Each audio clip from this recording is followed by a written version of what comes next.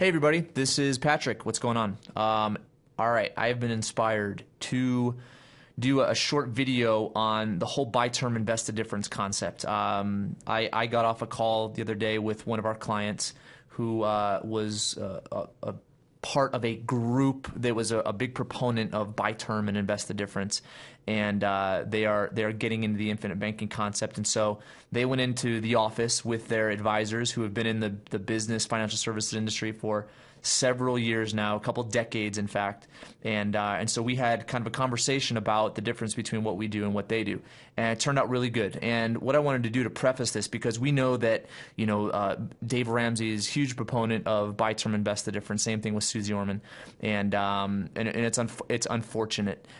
Because they don't understand what some of the alternatives are. And that's what I wanted to preface, is that these guys just had no clue what the infinite banking concept was. They had no idea how you can set up permanent life insurance policies to have high cash value. And it was good to talk to them because they were very open-minded, and it was a really good outcome. And in fact, they've called in and asked more questions and books and so forth. So it's pretty exciting. So what I wanted to do is just show kind of what buy term invest the difference is, and how our policies would outperform them. But remember that our whole concept is not to look at the buildup of cash value. Our whole concept is to purchase and finance the things you otherwise would have purchased with cash or credit, and looking at the opportunity cost that you're going to recoup, looking at the amount of interest you're going to save over time. You can't really put an interest rate on that. But I'm not going to get into the use of the policy today. I'm just going to look at the cash value accumulation. So we use a few companies. One in particular is MTL. MTL has been around for about 100 years, a little over 100 years. A-rated company. We love them because they love the banking concept, and so some insurance companies are not really loving of utilization of cash value because they like to use the cash value. But anyway, MTL definitely does, and so we use them as pretty much 80–90% of our business. So let's just look at the cash value accumulation of a high cash value policy. Now MTL is a little bit different because they have a proprietary solve called maximum accumulation.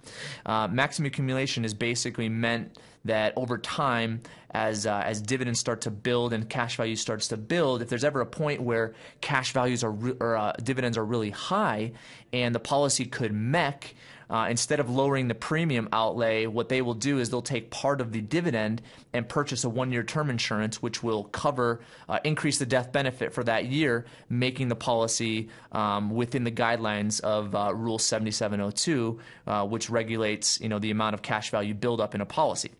And so it's really neat, but one of the things that we do is we like to set up a new policy every 5 years. The main reason why the cash surrender value is increasing by so much is because of what's called a manual paid-up addition. And at year 6, we've discovered that the paid-up addition might be somewhat inefficient. And what we'll do is we'll go to base premium. Sometimes we'll do a premium offset. And then we'll take that $20,000 or whatever the base minus PUA is, and put that into a new policy, and so that builds up cash value a little bit more. So, but I'm not going to do that. The rate of return will probably go up by 1% or so if you end up doing that. But I'm just going to go into just cash value buildup on this one policy. So I'm using a calculator called Truth Concepts. I highly recommend this calculator for you agents out there. It was built by Todd Langford. Todd Langford is Kim Butler's wife. Kim Butler has been awesome to me and taught me so much about the banking concept and macroeconomic planning. So definitely would recommend this if you are an agent.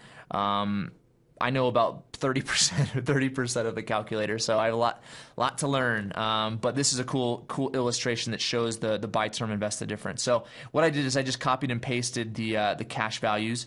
Now what I'm going to do is copy and paste the death benefit. So let me just go up here. Where are you? Death benefit. There you are. Okay. So death benefit. Bam. Okay. So let's go into here. All right, death benefit. And then we're doing $20,000 a year in premium. Okay, so if you look down here, the internal rate of return on this particular policy is 4.7%. That's what a savings account would have to do in order to match the values of a policy. Now remember, savings is taxable, CDs or savings account interest. Now 4.7, we might laugh at that today, but if you look back into the 80s, savings account had a much higher yield. And then the future, looking at potential interest rate increases, whether it's the Fed, that's once the Fed does in fact raise the discount rate, and then the federal funds rate, then prime goes up, and then all other interest rates go up, whether it's bonds or other yielding investments such as savings and so forth. So we're definitely looking at an increase in the future. So this is not totally out of whack to earn 4.7% on a savings account. But remember, the whole concept of buy term invested difference is to purchase a term insurance policy.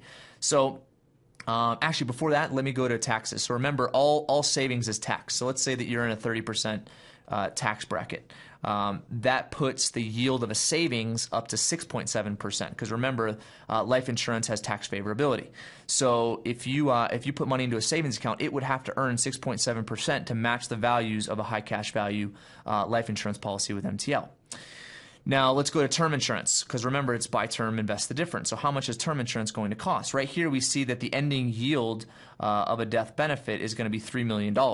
I could put in $3 million, which would put the premiums at about $200 a month, or $23.60 a year. But I'm not going to do that. Let's just go to $1 million. So this is just a 30-year term policy, and we'll go to results. That's about $840 per year. So basically, as far as death benefit is concerned, the death benefit will definitely outperform a term policy, because term is just pure coverage, and we're only putting in for $1 million. So $1 million, ba-bam, premium, $840 per year. So now the savings account has to do 7%. Now 7%, that's not necessarily savings. That's more like a mutual fund. And so all mutual funds, remember, if the market does 7 or the fund does 7, there's going to be management fees. So let's say we put in a 2% management fee. If you put in a 2% management fee, the yield of the mutual fund would have to be 9% every single year for 30 years. Not very likely. And so just with utilizing the policy as an accumulation bucket, it outperforms mutual funds, it outperforms savings, etc. Now, if we went to a $3 million coverage instead of $1 million of coverage, that changes things significantly. All right, so where are we at? 2360. So let's go here to 2360, 60, and go all the way down and put in here $3 million. All right, now you're looking at 9.8% in the market. Now, once you start adding all the money that goes to cars, all the money that goes to the vacations, to boats, and all the big purchases that families make, you can add another 3-4% on there to what a mutual fund would have to do in order to match what the infinite banking concept can do. So hopefully this has helped. This is on a 30-year-old. And it goes to age 60. And as I said before, typically we don't do the 20 per year in one policy. We'll split that up probably amongst 5 to 6 policies eventually by the time the person reaches 60. And there is going to be a much higher cash value buildup. No, not much higher, but more cash value buildup. And one more thing I wanted to do is just to show the yield on the death benefit. So if we go into Truth Concepts and we do a future or an interest rate calculator, let's look at what the yield would have to be. So the present value is going to be 0. Future value is going to be 3,154,947.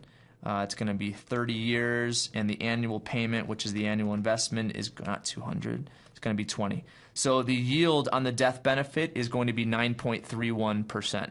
Now remember, proceeds from the death benefit go to the heirs income tax free. It is a part of the estate, but if you're smart, you can get a good estate planning attorney that will help you either use an irrevocable life insurance trust or help split up the family trust within two sub-trusts. And so there is ways of getting around it, and who knows? I mean, at the end of this year, the estate and death tax who knows what it's gonna be, because obviously all the other tax stuff is going to be changed as well, because all the Bush tax cuts expire. So anyway, hopefully this has helped. About 10 minutes long, but we'll talk to you later.